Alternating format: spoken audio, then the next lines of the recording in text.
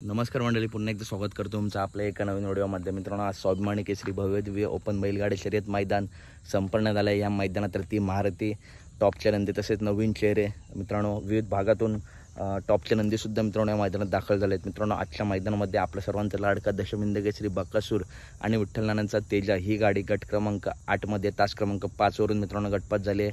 विठ्ठल नाना भरपूर दिवसांनी मित्रांनो आज बकासूरच्या गाडीवर बसलेत. तसेच मित्रांनो पैलवान अभिजित भैया पवार यांचा पंचमिंद केसरी सारजा आजच्या मैदानात येणार की नाही ही अपडेट मित्रांनो खूप कमेंट आल्या मला. तर मित्रांनो, आजच्या मैदानात सर्जा आला आहे आणि मित्रांनो सर्जा नक्की कोणत्या गटात पळणार.